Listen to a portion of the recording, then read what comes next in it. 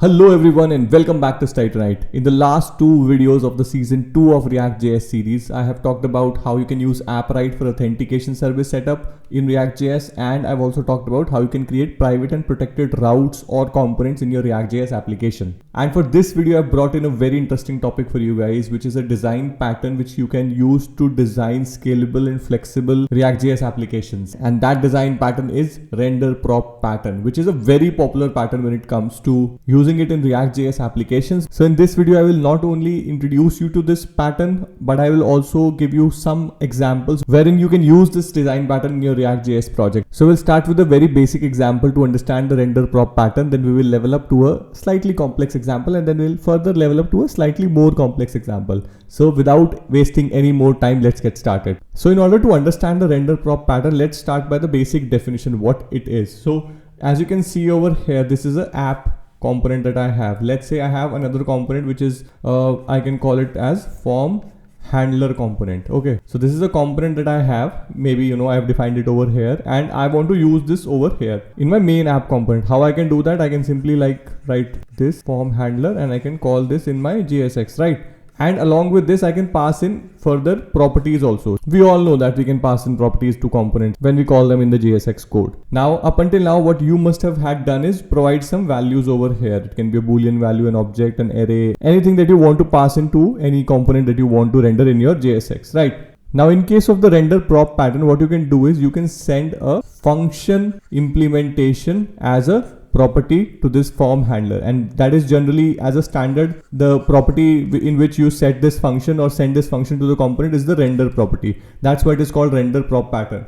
And not just this, you don't have to specifically use a property, you can also send it as a children. So you can also do this style form handler and you can pass a function over here as well as a children, right? And in the form handler, you can handle it as a children. Although ReactJS is not recommending the use of children after the introduction of functional components, but still this will work. You can use it like this also. So that's the concept around render prop pattern. Yes, that's it. But the questions are, why do we need such an implementation? Why this is so useful and what are the benefits of using it? Now, in order to understand that, we'll have to get into some examples. When we write examples or when we code applications using this particular pattern, then you will be able to understand properly why this is so useful and why it is one of the most popular design patterns when it comes to ReactJS applications. Okay, so let's see a simple example. Let's start with a very basic example. Okay, so let me just clean this up. So let's create another component, or let's create a folder over here, components, in which we will create our component. Inside this, let's create a file called toggle.js. Let's create a basic exported functional component over here. Now inside this component, I'll show you all the examples that are related to render prop pattern, where we will send in one function as a render property and as a children too, and we will handle both of them one by one in this particular component, and we will call this in the app.js. Okay, so in this,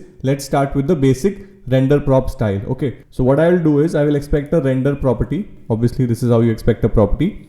And what I will do is I will simply return this render property from over here, right? That's it, nothing else. So what we are doing is render. This is a function that this toggle component would be expecting. That's what I was mentioning, that in case of render prop pattern, you send in a function as a property. So over here, that's why I've added these parentheses, because this is a function that I have to execute. I'm just returning the render function, whatever it will return, we are just returning it back. Now let's call it, or let's use it in the app.js. So over here, I've included the toggle, and as we know that in the toggle, we don't have any user interface part. We have not written any JSX. So we will supply the JSX as part of the render prop function. So let me just add a property over here, render, and this property, what it will have is it will have a function implementation.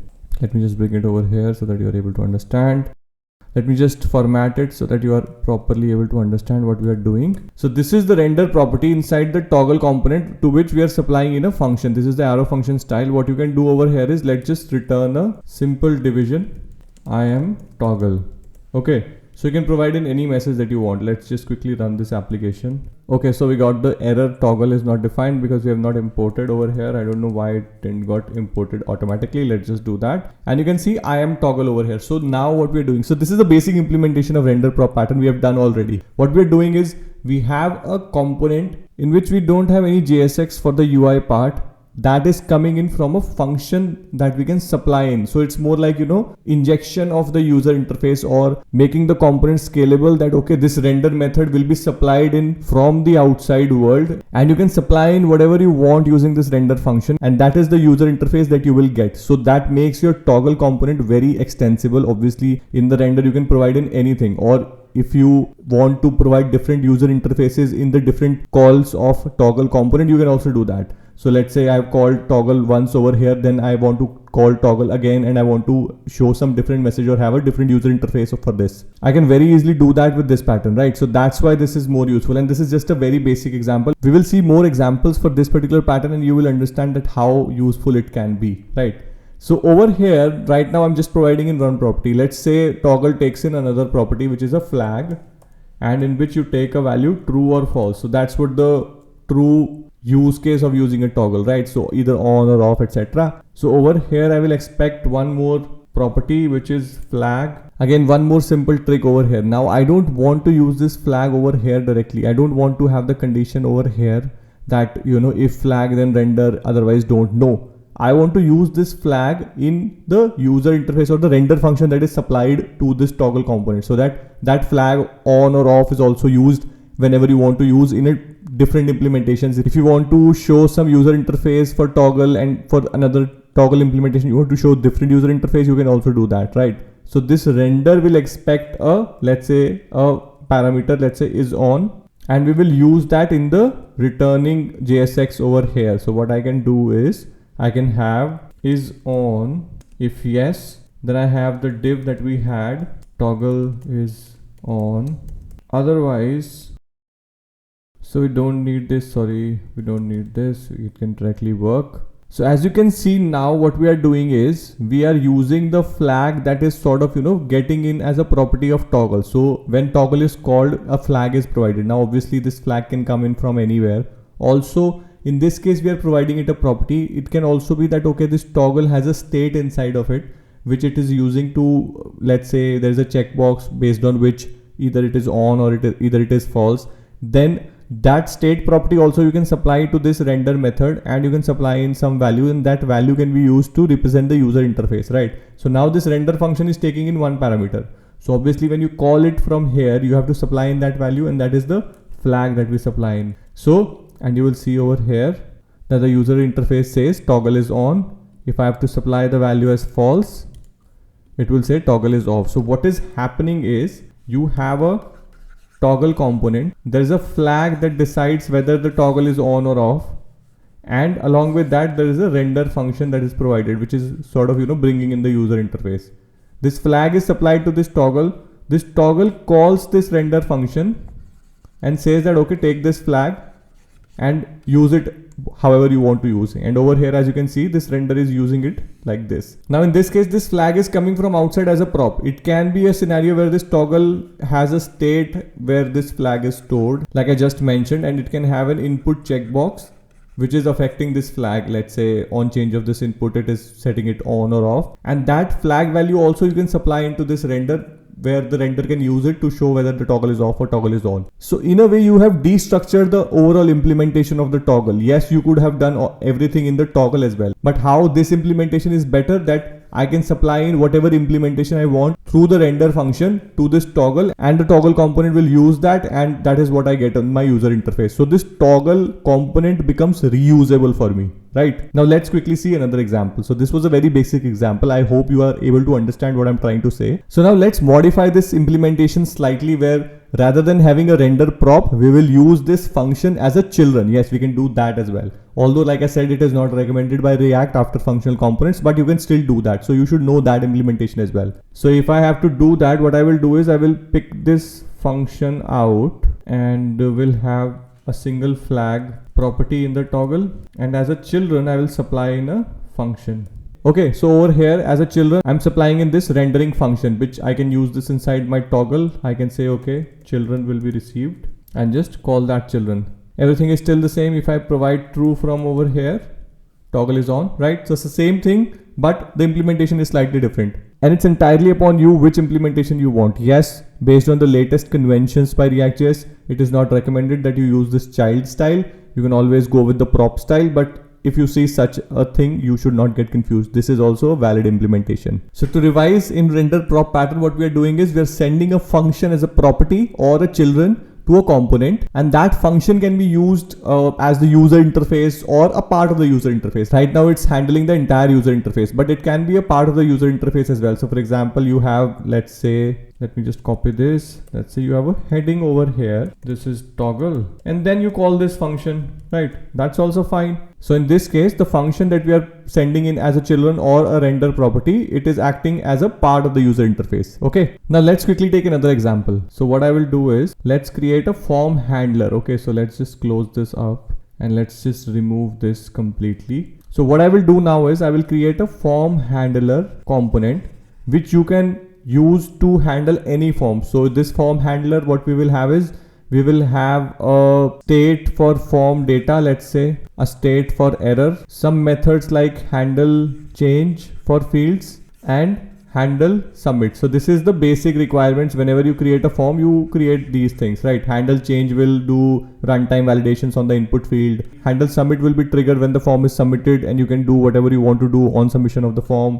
Error will be a state data which will hold an object to showcase if the validation fails or anything fails. You can hold the error messages in this object, and form data obviously will have the entire form information. Now, if you have such a form handler component, all you have to do is supply in a form to this particular form handler component, and every form can be sort of handled using a form handler. So ideally, whenever you are creating a large application where you know that, okay, there will be a couple of forms in my application. Let's say you are creating some CRUD based application, some dashboard admin panel where you have a lot of forms. So what you can do is you can have one form handler component like this and use the render prop pattern to supply in different forms. And what you can do is you can supply in different forms as a render prop function to this form handler, and you will get access to this form data, error, handle change, handle submit in the form. So let's see how you can implement that, and then we will talk more about the design. Okay, so what I will do is I will quickly create another component over here and name it FormHandler.js. All right, let's just close this up. Over here, what I want to have is, so we want to have a state form data to hold the form data, and it will have an empty object. And let's have a state error as well.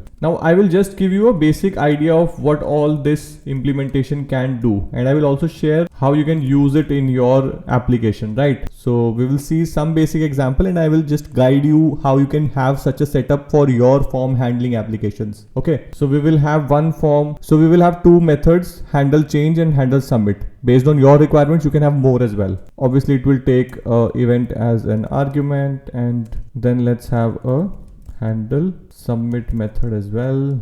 It will also take event as a argument. And yeah, again, what we will do is this, because we are following the render prop pattern, we will expect a render function, and that is the function that we return from over here. So this will be the basic setup of this particular form handler. We'll have implementation for change, submit, and we will call this render method. Now this render function will obviously hold or will get some arguments that we will see. Now ideally, whatever I'm creating, whatever entities I'm creating, I will ideally be sending it to the render function so that I can use it, because the actual form will be provided inside this render functions implementation.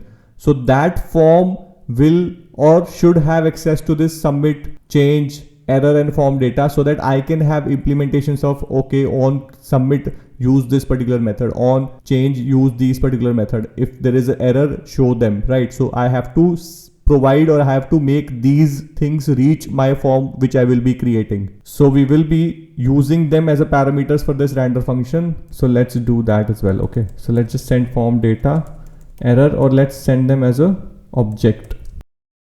Okay, so that is also something that we have done. Now let's just quickly have implementations of this in place. We will make things generic because we want to use this form handler whenever we want to handle, or whenever we have a form that needs handling. Okay, so what I will do over here in handle change is I will fetch these information, let's say name, value and type from my e.target. Okay, and I can have multiple validations over here, runtime validations if you want. You can also have validations in the handle submit, where you want to handle or do the validations when the form is submitted, or you can have at runtime also. So let's just do it over here. Let's say empty check. This is a very basic check, so I can do that. Okay, if the value is equal to empty, set the error as there's an object, or let's say we store just a message in this. You can do it however you want to. You can also have a type. You can also directly send that, okay, if you have a form of username, password, etc., you can directly send message.username, message.password using the type value from over here, which is getting stored in the type. Or you can also use the name attribute that you are getting from over here, and you can directly use like this. Based on this, you can also use this in your form, right? So there are different ways of doing this, right? So let's just go with a generic message key right now, and I will show you other examples as well. Okay, so we will have a message like, okay, simple message. And in order to handle the form submission, what we have to do is, let's quickly just write the code, prevent the default submission of the form.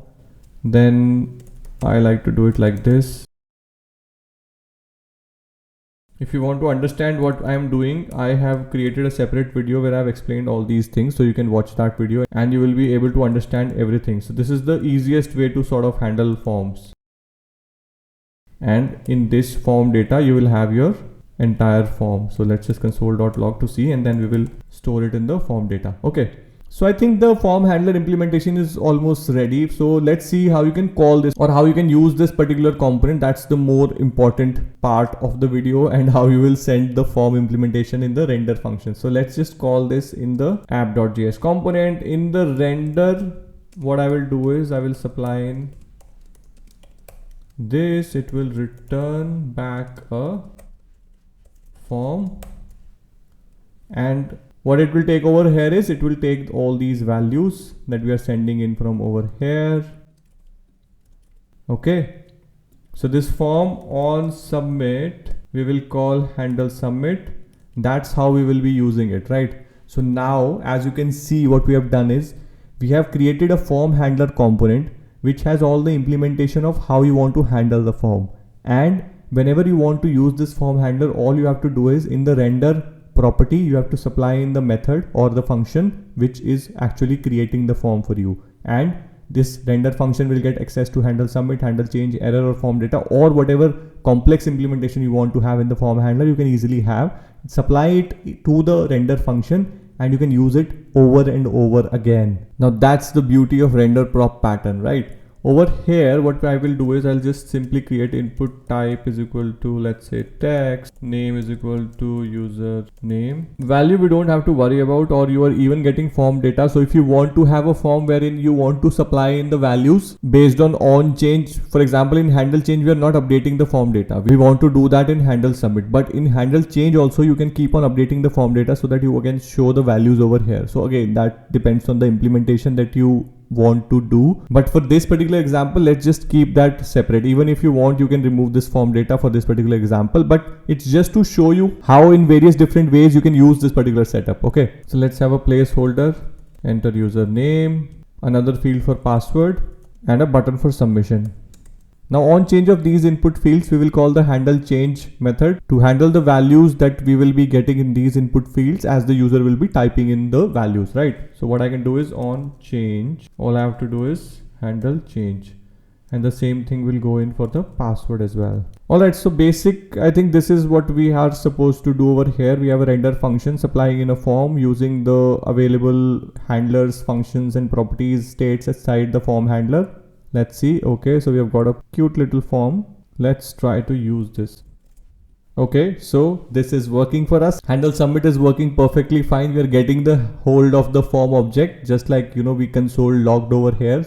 Instead of console logging, you can also simply set form data, and you supply in this object. So this is set. You can do whatever you want to do with it, or maybe, you know, if you want to fire a fetch call, send this to a backend, you can also do that. You can also expect another prop over here, let's say URL, which will supply in you the API endpoint where you want to submit this form to, right? And that is something that you can provide from over here. Let's say URL, and you supply in some value. Let's say studytonight.com/submit form, whatever, I don't know, right? So you can supply in this value also, and you can use this value, this property inside of this handle submit to fire the fetch call, right? So now I hope you are getting the larger picture, right? So you have a form handler which acts as a wrapper around the form that you want to create, and that can be any form. You can use this wrapper with hundreds of form. You have a URL property wherein you can supply in the URL where you want to submit the form, in the render function you can provide the form implementation just like we have done over here.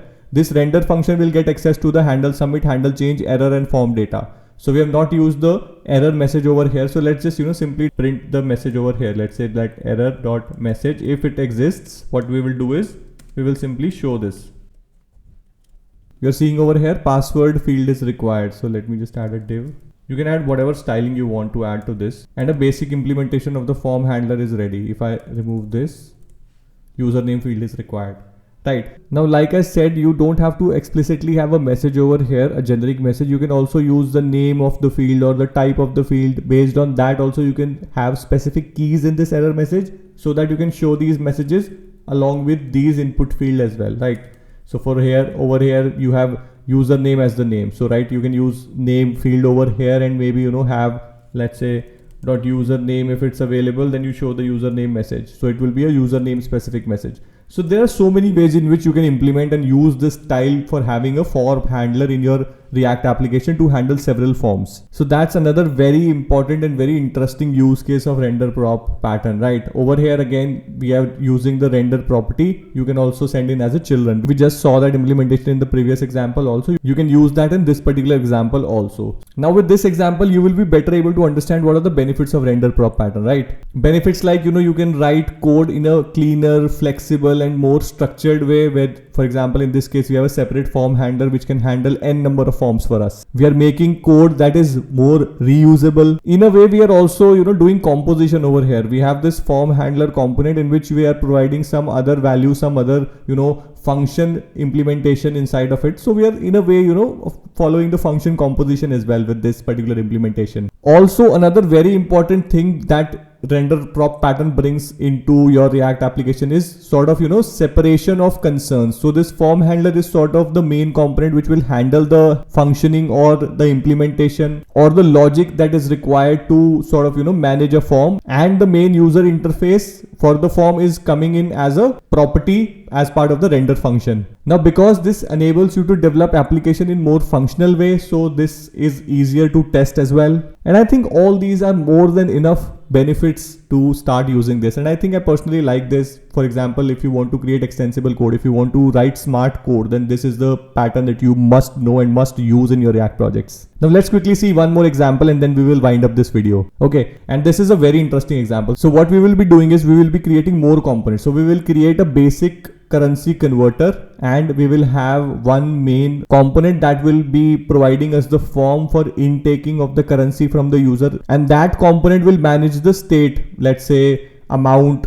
state it will have, and that is where you will store the currency or the amount that the user provides. And you will have separate converters and you will have separate converter components that you will sort of plug into that component, and that will make an application. So it will be more of a decoupled or destructured implementation, and that's I think the third and the most important use case for render prop pattern. So let's quickly do that. So let me just close this. Let me just remove this part.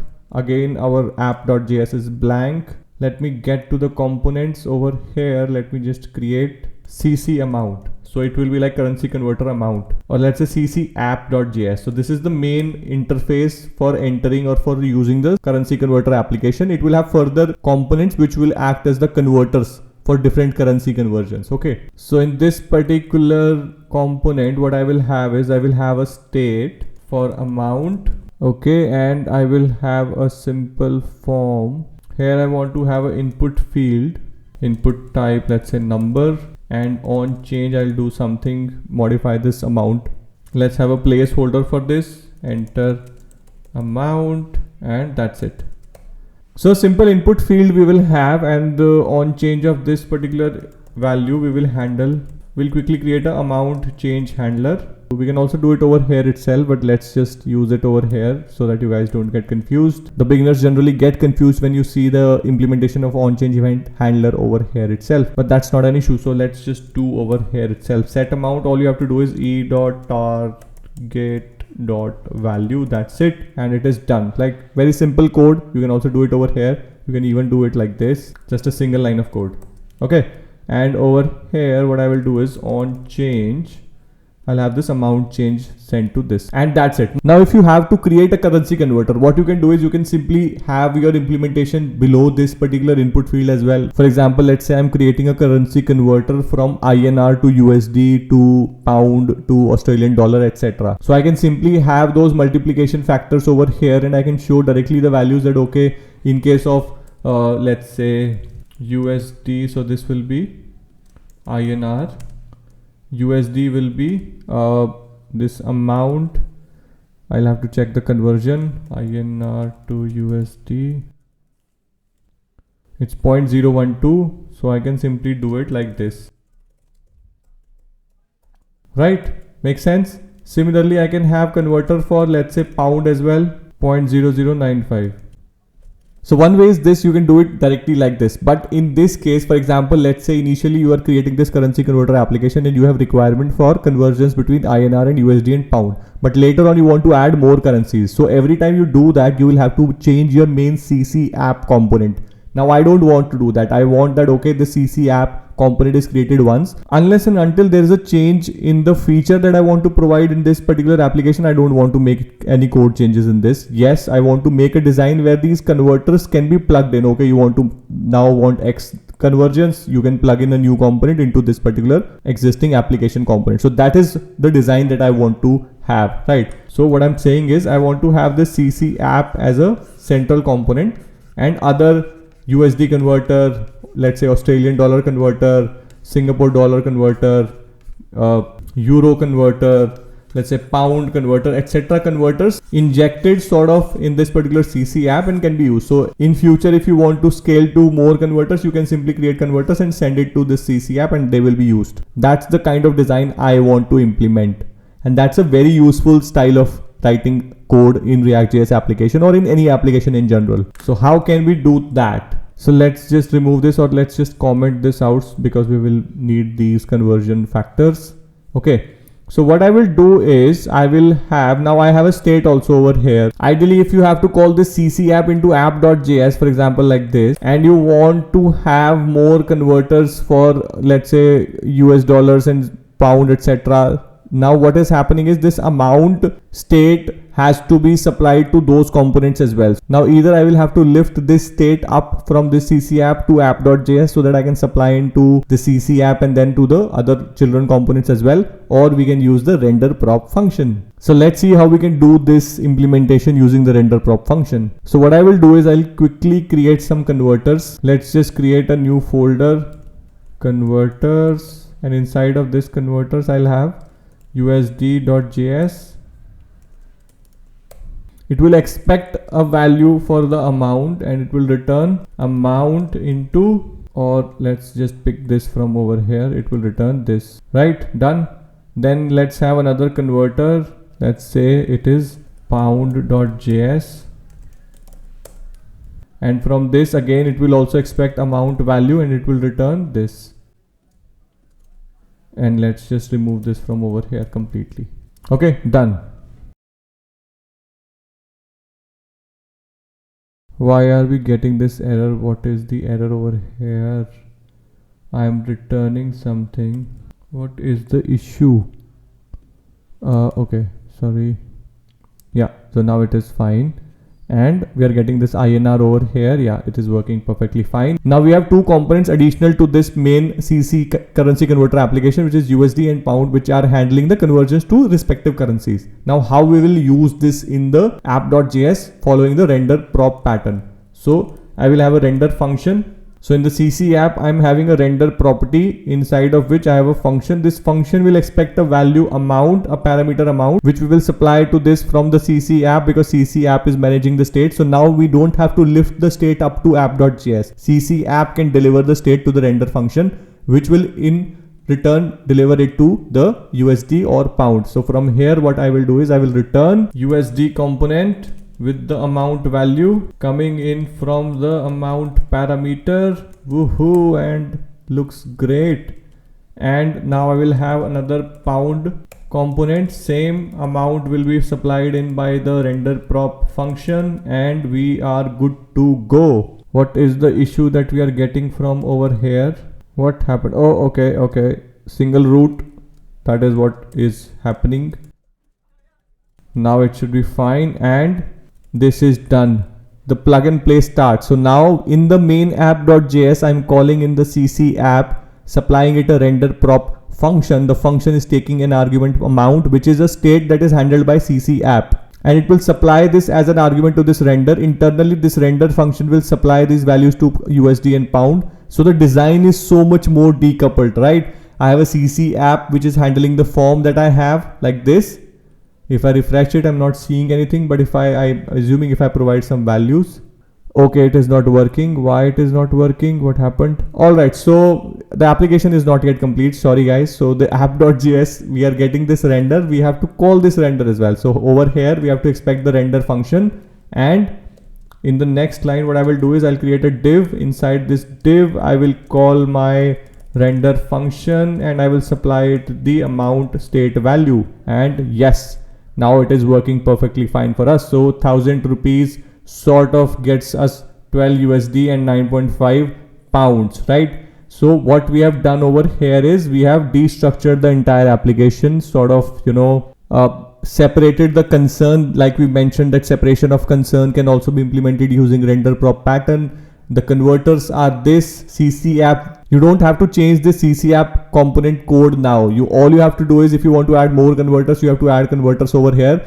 Change the app.js, supply in more converters. Let's say if you want to supply in further any other component like AUD for Australian dollar conversion, you can simply add it over here and it will start getting used by the CC application component for your currency conversion. So this is a very good use case again for using render prop function style. So I'm hoping that this video helps you understand how you can use render prop function. So my agenda was not to just share about render prop design pattern with you, but I wanted to show you a couple of different examples so that you get a clear picture of, okay, these are the use cases where I can go with this particular design pattern. I've seen a lot of YouTube videos where the only thing that is shared is what is render prop pattern. That's it. No use cases have been shared and very basic examples have been given. So I wanted to share some good examples with you guys so that you can actually start using this when you create your next React project. So that's the end for this video. Thank you so much for watching the video till the end. If you like this video, please subscribe to the channel, give it a thumbs up and press the bell icon so that you get notified whenever I post new videos for the season 2 of ReactJS. Keep learning, keep coding. Thank you so much.